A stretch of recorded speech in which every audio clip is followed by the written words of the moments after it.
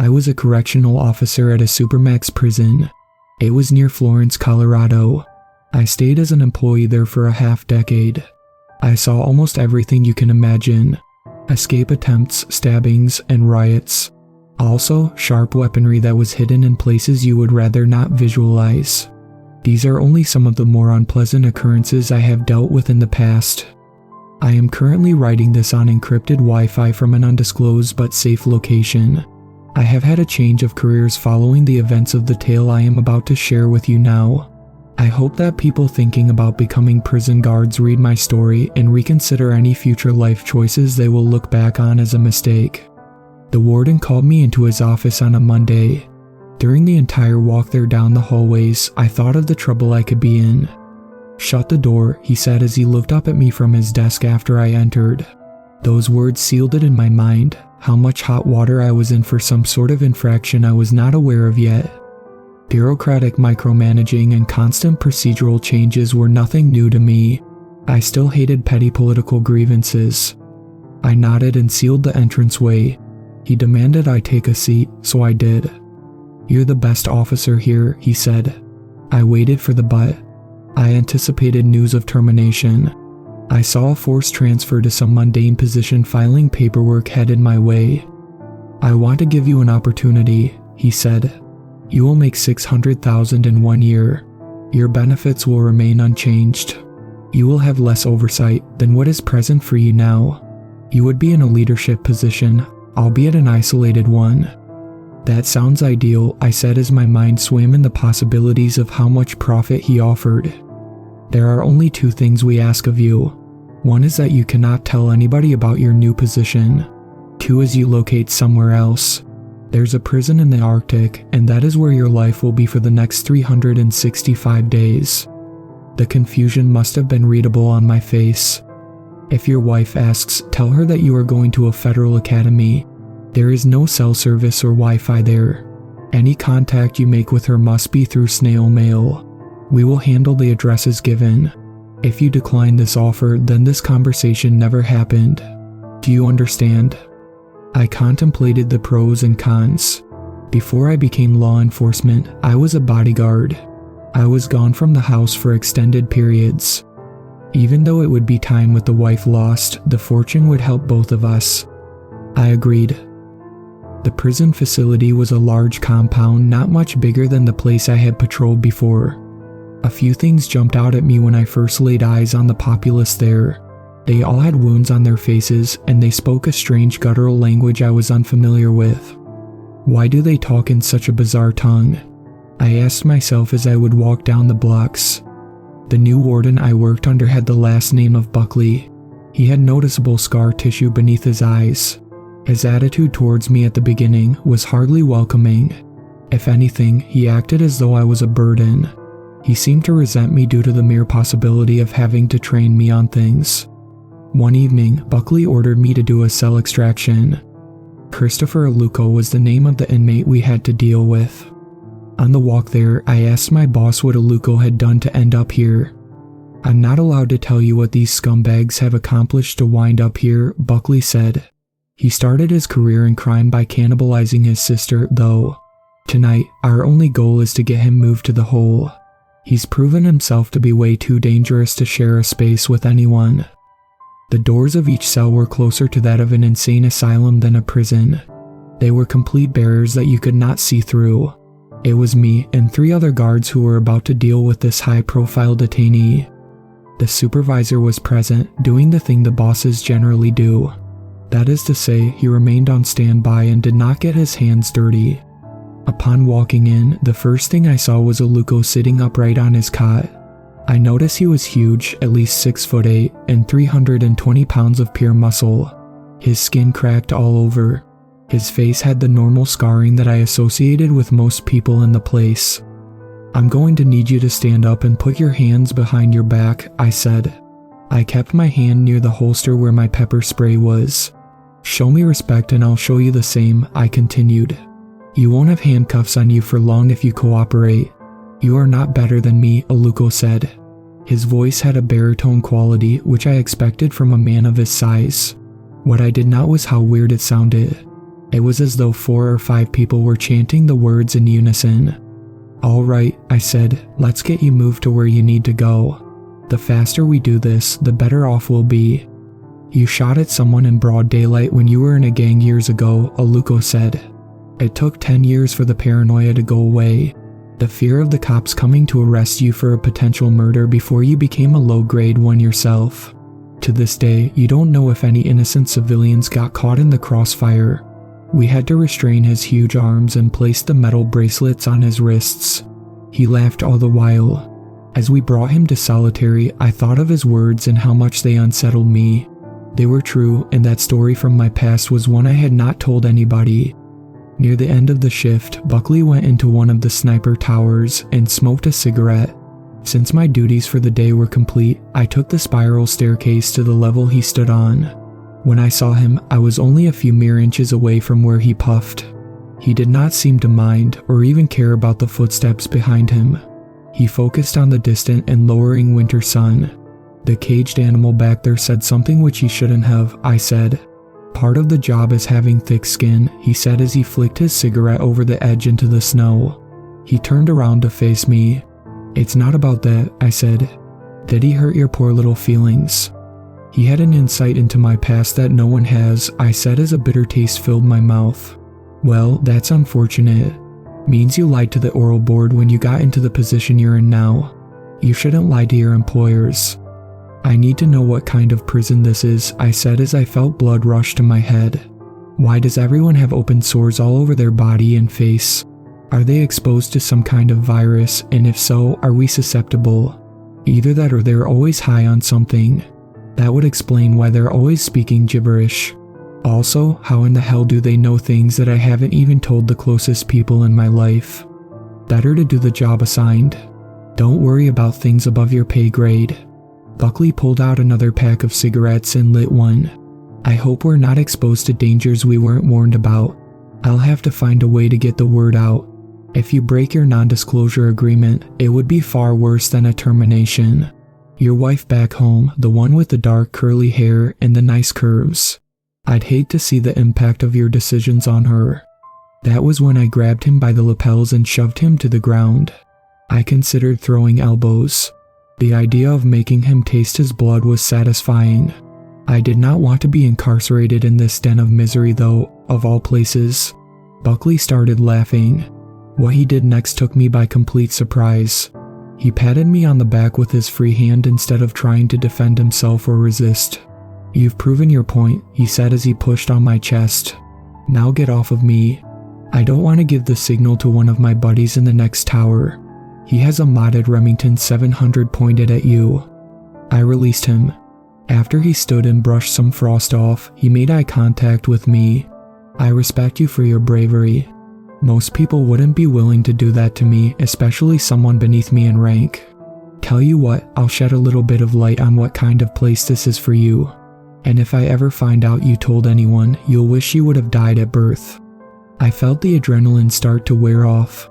As my energy lowered, I nodded, thereby giving tacit agreement to his new offer. I looked to my left and saw the sniper he was referring to. It occurred to me that if he wanted to take action against me, he could have had me executed right then and there. Buckley waved at me to follow him as we made our way down the steps. He escorted me through the yard. Ice encase the weight sets and pull-up bars. We followed the chain link fence to another facility that had coded key access. After we put in the correct digits, he swung the door open. We made our way down a hallway that did not seem modern. There were lit torches on the walls. The flooring was pallid cobblestone. He brought me into another room which was the size of an auditorium. A man stood up. He wore all black clothing with a white collar, and it took me a while to recognize him as a priest. I saw rows of long tables, ones fit for a king in an ancient era. Crucifixes, rosaries, chalices of water, and stacks of dusty books lined every corner. I skimmed some of the titles and saw that a few were in a different language. "Father Lamora," Buckley said as he stared at the man of the cloth. "What are you doing down here?" The priest pointed to his left. When I shifted my eyes in that direction, I did not immediately notice the presence of a fourth person in the room. This one was one of the inmates tied down on a slab. As soon as we focused our collective attention on him, the man came to life. He started struggling against his restraints. A red-tinged substance poured from his mouth like foam from a rabid dog. "I have almost driven the evil entity out," the priest said. Buckley turned to me. "What is going on here?" I asked. I had the irresistible urge to run screaming in the other direction. I knew I could not take my chances out in the harshest cold, but a part of me was willing to at least try. This prison's budget comes from the Vatican. We only take inmates possessed by something greater than general sadism or psychopathy. In the official government paperwork, they call this place the House of the Demonium. If you want to atone for the sins I know you are guilty of, now would be an excellent time. Help us read the incantation needed to cleanse this heathen. Our possessed inmates were flown in from around the world. The evening the young girl came to our gates via the bus was an unusual occurrence. The transporting officers rolled her towards me on a gurney. She fought against her restraints. She screamed in the dense and layered voice I had become used to at that point. She wore a tattered and old beige-colored dress. Blood stains marked her clothing. I made a mental note to try and get her some blankets once she was in her new home. Her name was Anna. There were a few things that made her different from the others. For starters, her eyes were milky. She retained the same faraway gaze they all had, but it was as though her pupils indicated narcotic use. Her eyes never got any clearer during the entirety of my time monitoring her. There was one singular trait that made her stand out from the others. She often quieted down in her yelling once she was in the presence of the staff. The inmates usually never cared who they were in front of, unless it was to unearth our secrets or to shame us. She minded her manners. This was as alarming as much as it was respectful. Once I placed her in the cell, I knew I had to bind her to the bed after removing her from the gurney. As soon as I unbuckled one of the straps on her wrists, she reached up and tried to claw at my face. I ducked her strike. I reached towards my belt for a canister. If this were a normal prison, it would have been filled with mace. Mine brimmed with holy water instead. I sprayed at her. Smoke emanated from her skin as she let loose a cry of anguish. I undid the rest of the straps and moved her to the bed. I shut the door and went to lunch. The lodging for the employees was 3 separate rows of cabins. The most luxurious ones belonged to leadership. The second most comfortable apartments were the priests. The third, and needless to say the most decrepit, provided shelter for the officers. Even though my space was hardly glamorous, it became my sanctuary. I was able to work out, read paperback books, and journal. These activities helped maintain my mental sanity. I stared at the ceiling and thought about how unsettled I was about the girl. Every inmate had a glimmer of humanity. Something about her made me want to investigate her past. Word spread amongst the employees how there was only one computer in the entire facility. It contained the reports database. It was in our warden's office. Rumor also circulated that he had access to the inmates' rap sheets. Buckley had verified this for me in one of our prior conversations, though it was an accident. I waited until after hours to enter Buckley's space. I managed to bribe one of the janitors with extra snacks. Never underestimate the power of common items in the penitentiary. Buckley had left his computer on without signing out. Navigating the digital database of various inmate profiles was tricky. While I wanted to look up different names, I decided to focus on the young girl. I searched for every Anna until I found the one I was looking for. A few things stood out to me about her right away. The main body of text on her infractions had many redactions. I printed it out and grabbed the papers. I closed the door behind me and headed down the hallway back to my lodging. I read the document on my walk. Even though she was only 20 years old, she was also a nuisance to society. She burned down a halfway house that she was staying at. She was there for driving under the influence too many times. Several judges gave her breaks. They decided to put her in mental health facilities instead of jail. She kept assaulting the staff there. The worst of these was when she stabbed a nurse in the jugular. The RN survived but had to talk through a voice box for the rest of her life. I was right outside my door when I heard a familiar voice. "You're out late," CO Nwasu said. I turned around and saw his large frame. In the 2 months I had been there, I got to know the man well. He had come here from the Arizona State Prison Complex. We had swapped similar stories. His tales of the encounters he had with death row prisoners intrigued me. "What do you have there?" Nwasu asked. "A guidebook on how to perform a successful exorcism," I lied. "I didn't think you liked working off duty. We do what we have to." "How did you get it?" "They won't let us use the Wi-Fi here." "Found it under the seat of the mobile unit," I said. I did not feel good about falsifying information to appear I had respect for.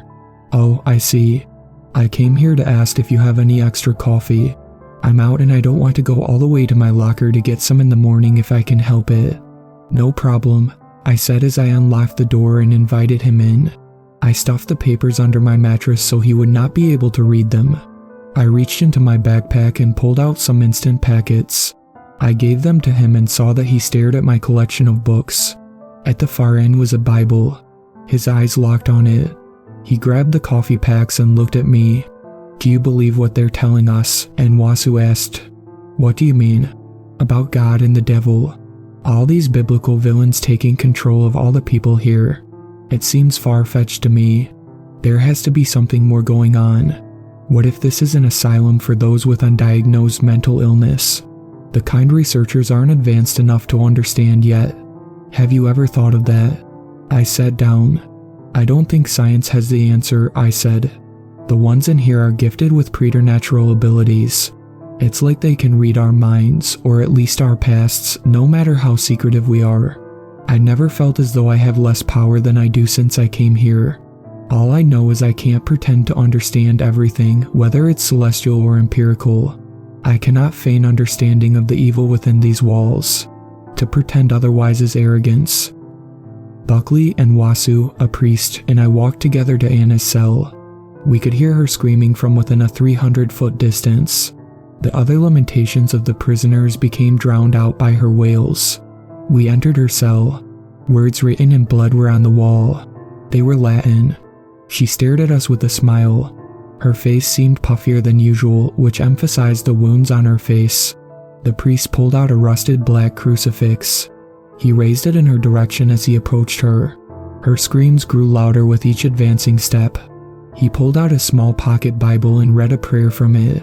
"Saint Michael the Archangel, defend us in battle, be our protection against the wickedness and snares of the devil. May God rebuke him, we humbly pray, and do thou, O Prince of the heavenly host, by the power of God, thrust into hell Satan and all evil spirits who wander through the world for the ruin of souls. Amen." Her eyes became less opaque. I was able to make out their green color for the first time. She gazed at me and spoke intelligible words for the first time since her forced visitation. "Your mother died an early death because she found out you joined a gang," Anna said with a mocking laugh. I looked around to see if anyone was staring at me with judgment. The expressions were neutral until they turned into worry.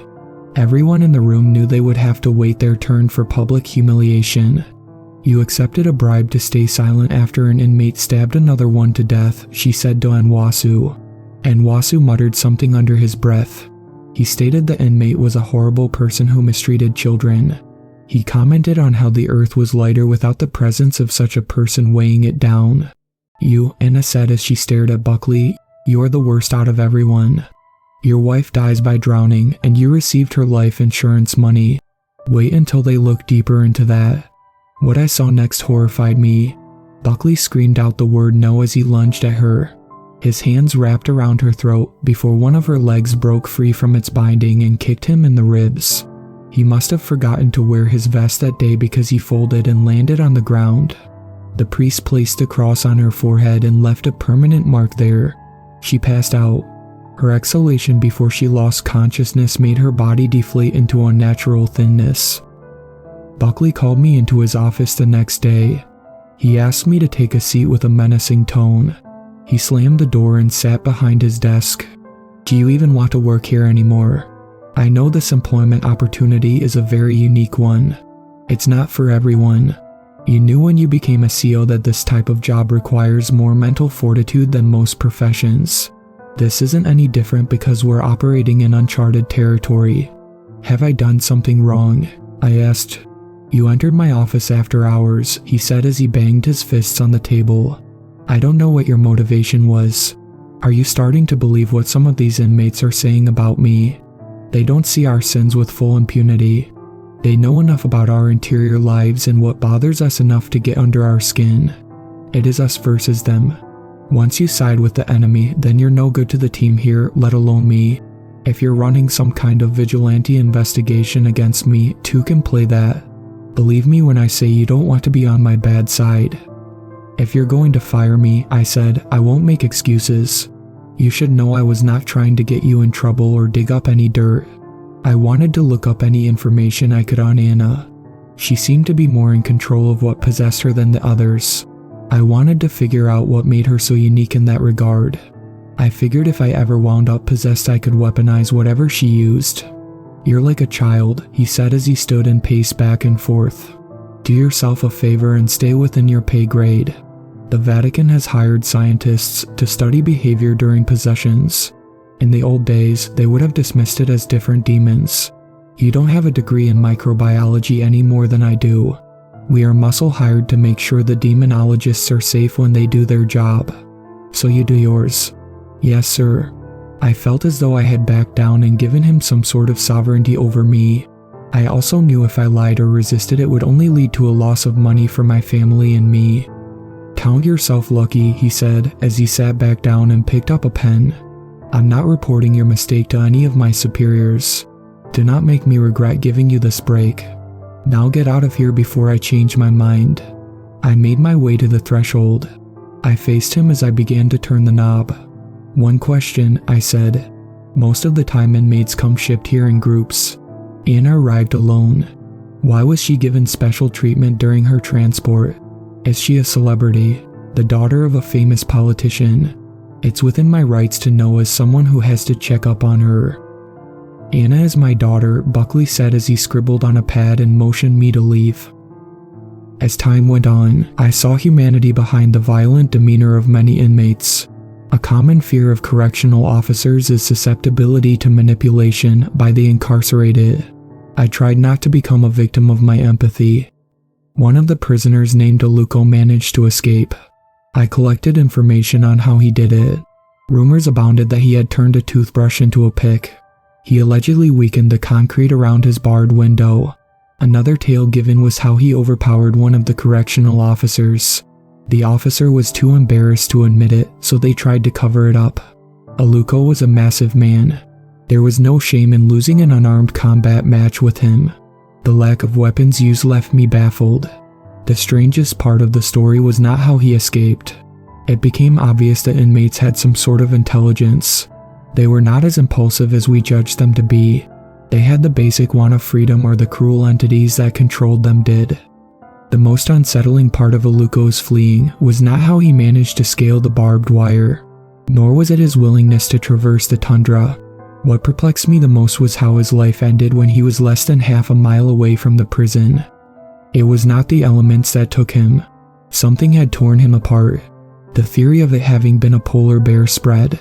They wanted a meal to go with their coke, one of the officers joked in the briefing room. I did not find the lame quip funny, and neither did the warden. Our general lack of civility was not uncommon, but some jokes were intolerable. While many of us wrote it off as a polar bear attack, there was one aspect of the butchery not in alignment with that.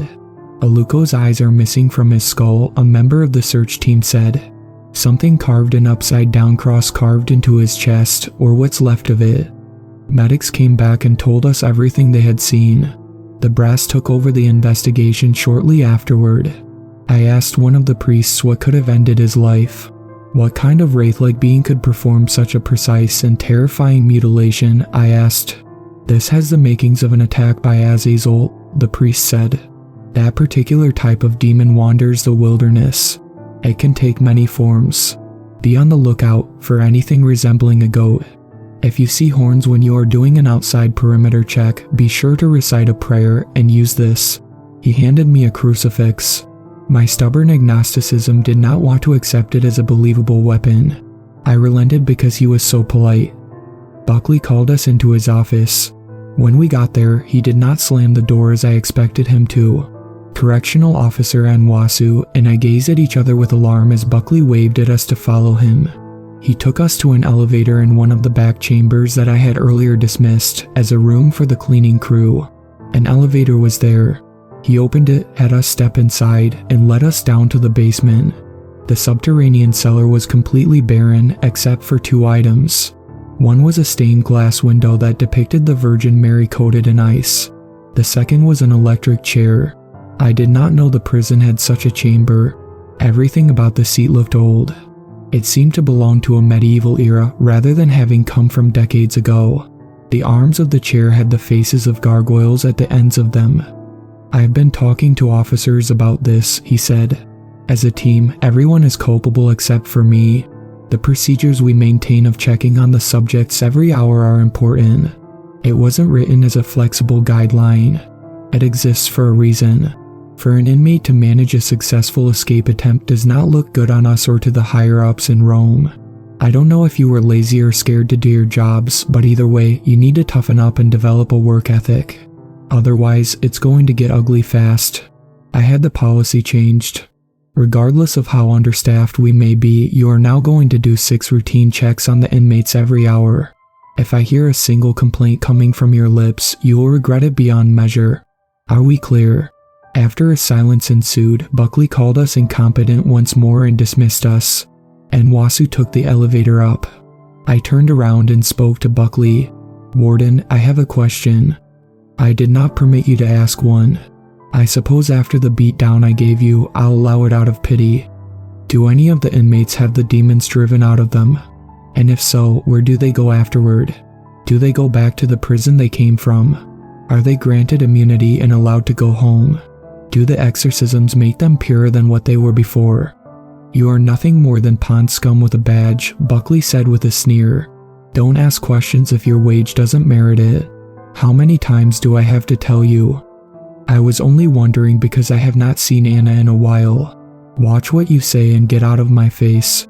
You are a hairbreadth away from me documenting your insubordination." Although I loved pushing his buttons, I did not want the negative consequences. I left the room. I did not yearn to be the newest execution there. I went up into one of the towers. I looked out at the expensive plains of frost and woodland. Buckley's threats and bullying were starting to get to me more than usual. Verbal abuse in my industry was not uncommon. Something about his irate tone under these conditions made it sting much worse.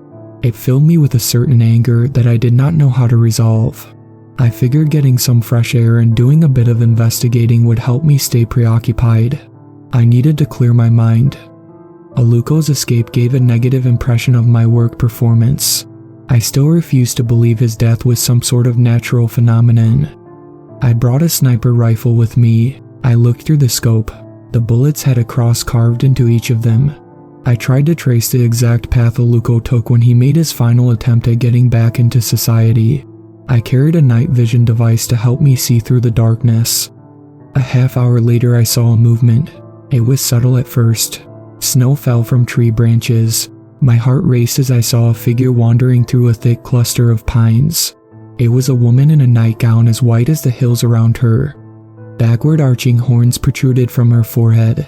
The way she moved was peculiar. Her steps did not seem to telegraph any sort of movement, as though she was floating. There were no indentations in the snow behind her. Her head tilted to the side. The last frozen feeling she wore on her face was one of pain. She seemed to suffer a sort of paralytic neck injury. A black-tailed deer was only 20 feet from her. She sneaked behind it, predatory. What I saw next disturbed me. The deer's torso opened. A crimson spurt littered the snow with puddles of red fluid. The ethereal woman reached down and tried to grab some of the eviscerated body parts. Her hands sunk through the chunks of meat. She wailed at that moment. I squeezed the trigger. It connected. Her chest tore, 2 sheets splitting apart. Her scream became even more voluminous. She exploded like an effigy, incandescent in the Arctic. She evaporated into ashes. The flames went away and so did the spirit. A pile of blackened and smoldering embers got carried away by the wind. They decorated the trees as though it was a macabre Christmas stage set up. The next night, I visited Nwasu in his room. His place was a mess. He was usually clean and organized. His few paperback books, sci-fi military adventures were strewn about on the floor. I noticed he also had half a bottle of scotch on his nightstand, which was a definite violation. We were not allowed to drink. The threat of an emergency forced us to maintain sobriety. Still, I was not going to snitch on him. "I think I killed a demon," I said as I took a seat across from him. I searched high and low for the body and couldn't find it. One of the preachers told me it was a particular type of evil called Azazel. I looked at Nwasu and saw that his eyes seemed to stare out for 1,000 yards toward his ceiling. "What's wrong, man?" I asked. "I found the death ledger," he said. "I don't understand." Whoever flipped the switch on the electric chair we saw yesterday kept a logbook. Everybody whose life he ended. There have been exactly 106 people killed in that chair. Sure, some of them were repugnant before their possession. Others got locked up for a seatbelt violation. There's no consistency in regards to why they were worthy of capital punishment. And Wasu pulled out a manila volume. He tossed it my way. I flipped through it and saw many names. Some struck me as familiar. "Did you have any suspicion they were killing people under our noses?" "No," I said. I searched the papers for dates to see how recent or old the incidents of annihilation were. All were within the last year. There was a weird energy in the electric chair room, and Wasu said, "What you banished out in the woods may have been the spirit of an already possessed yet dead person. It's possible that when they're killed their demonic selves stay on this plane. They could choose to haunt us. Could be every ghost story written since the beginning of time is the darker half of a human lingering. I must admit I don't know who would want to stay in a place like this at all, though." I nodded. I also began to wonder if it was correct or if he was losing his sanity. I helped Aluko escape, and Wasu said as he turned to face me, "The conditions of this place appall me. I want to assist many more." I had never seen a prisoner transported via helicopter. My 6th month of working at the facility changed that. It landed on a helipad made of yellow and blue paint. The pilot and guard took the detainee out of the chopper. They were both army personnel. The stripes on their uniforms indicated they were not low level within the military. As I watched this from one of the towers, I could not help but wonder who the new inmate was. The person tried to give the captors a struggle. Both were strong and did not seem particularly worried. They kept the person under control. I observed the subject's clothing during the escort down to the top floor of the cells. A black burlap sack was over their head. A large blanket covered them. It was impossible for me to even gauge the basic silhouette of the individual. I had seen many kinds of transport, but none so high profile. It made me contemplate if they were an insurgent from some faraway land. I pondered if they were a kingpin of some nefarious domestic terror group. I asked one of the other officers if they knew anything about the person. They told me the subject was in the hole, the most isolated cell on the grounds. Orders were not to take the burlap sack off of the person's head. This perturbed me a great deal. I asked if we had any information on the person. I already knew the answer would be vague, if there would be any sort of concrete backstory at all. I met the warden in one of the break rooms as he was eating steak. It was better than the freeze-dried and pre-packaged artificial slop they gave to those of us lower in rank. I became jealous in a matter of seconds. "You told us to watch the prisoners more," I said as I folded my arms. "Who is looking out after the one in solitary? What makes them get room floors above the rest of the general population? Is this person the country's most prolific serial killer or something? What would merit such severe protections?" "I don't create the law here," he said with a mouthful. "Believe it or not, I'm kept in the dark about a lot of things as well. Don't assume because I'm not a grunt that I have all the details you so crave. Do me a favor. When you get out of here next month, take it up with the big guys in Italy, especially the one with the funny hat. I'm sure they would love to hear your thoughts. While you're there, tell them I deserve a promotion." That same night, I went up to the top level and walked past the door that led to the solitary cell.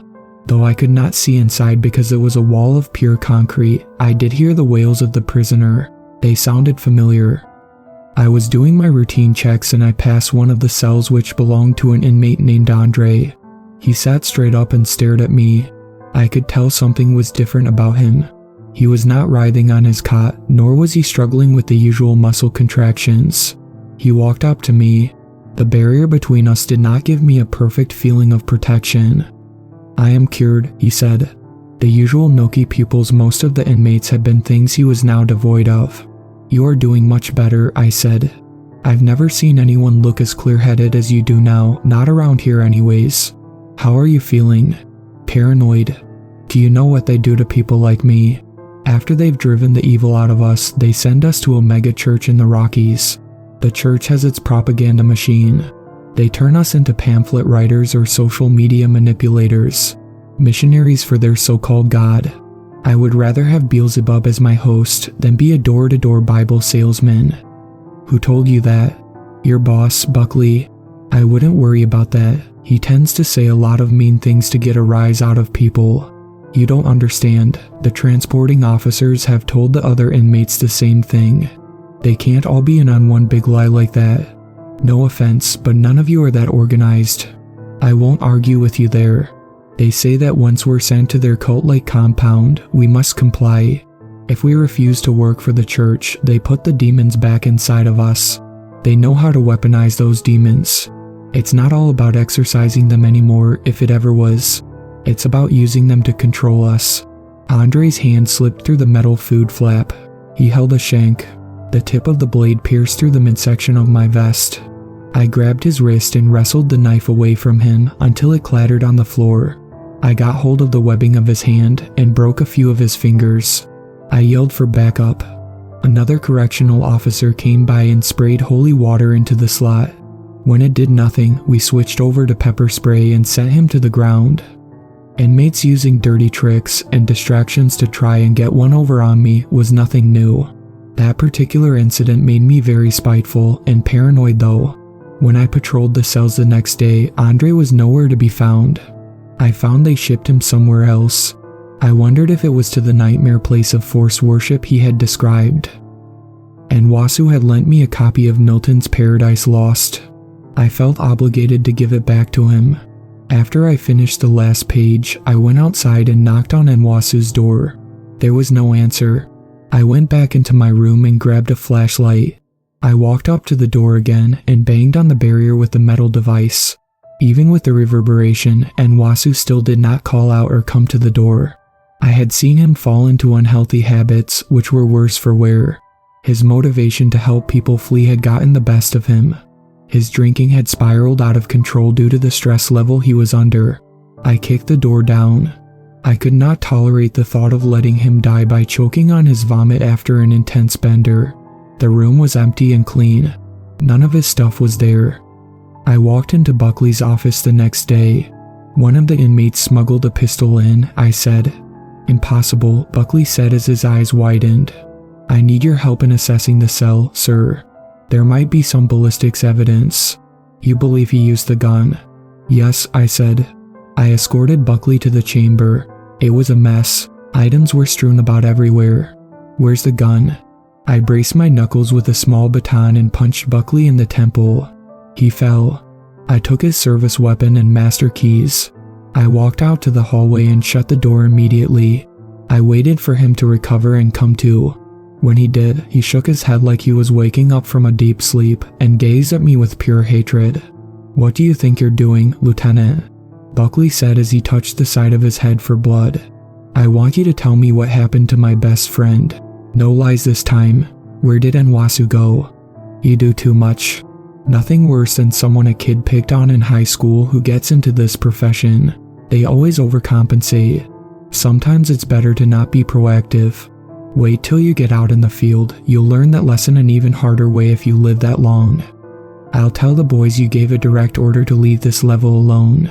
You'll be here until you starve and dehydrate. I don't want to be cruel, but you need to start answering my questions or we're going to have problems. Who is the prisoner who came in cloaked the other day? Is it Nwasu? Is he possessed?" Buckley glared at me and did not answer. I stared down at the master keys. "Last chance to tell me," I continued. "I'm going to do my investigation if you don't help me." "Fuck off." "There's something I will say, though. Ever since Anna came here, they changed some procedures. One on how those related to the officers get booked in here. Don't hate me. I don't make the rules. I wanted to ask him to elaborate, but I was getting angrier with him by the second. I left him there and went to solitary confinement.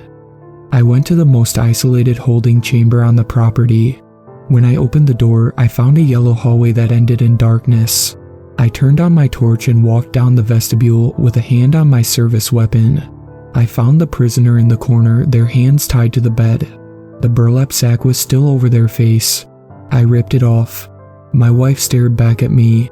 Her face had cracked skin and was paler than I could ever remember. I stumbled backward at the sight of her. "No," I said through gritted teeth. As the dawn of my new reality rushed over me, I punched the wall. I broke a few knuckles. I knew what I had to do. I undid the restraints on the bedding and zip-tied her wrists. I did not want the presence which controlled her to fight me. "You never told me you were in a gang that used to rob innocent people," she said as I led her down the hallway. Her voice was not my wife's but sounded the way an actress might on scrambled television. I brought her to the first level. I walked her past prison bar doors after I used the master keys to gain access to them. It was snowing when we went outside. "Where are you going?" I turned around and saw an officer I had met many times. Michael Patterson had the face of a bulldog. He never allowed anyone to think he was anything but a consummate professional. Humor was something he was incapable of. "The most powerful priest is out on sick leave," I said. "He's possessed himself. I have direct orders to take her to the city. I'm going to drive her to one of the churches there." "Did Buckley give you any paperwork authorizing this?" "It's in the prisoner transport vehicle over there," I said, pointing at the SUV 300 feet away. "Let me get her situated for the drive, and I'll be right back with it." Patterson nodded and gave tacit approval. Once we were in the car, I hit 60 miles per hour and drove far away from that wretched place. It took 2 weeks to get back to our home state. I returned to my house in the middle of the night so the neighbors would not see my wife in the state she was in. The next morning, I restrained her to our bed. I went to the local church and managed to convince a priest to help me. I had to persuade Father Park I was not a delusional person. When he arrived in our bedroom, he knew the case was legitimate. Park performed a lengthy 7-hour exorcism. I walked him to the door. My wife had already become lucid again. She did not have any memories of what led to her being in my workplace. "I have tried to pray and purify this house," Park said as I opened the front door. "If I were you, I would consider moving." As the priest walked up to his car, I got his attention again by calling out his name. "Father," I said, "I've been meaning to ask, how do we protect ourselves from possession so I can ensure that this never happens again?" "Demons are like falsehoods," Park said. "No matter how intelligent you may be, you could fall victim to believing something not based on facts. We have to guard ourselves against lies and deception.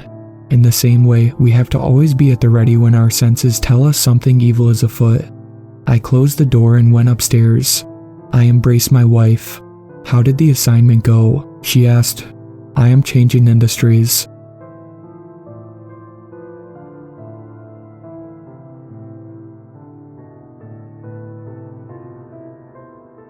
Thank you to my superfans, Sweet Black Swan, Tacy, and Brooklyn.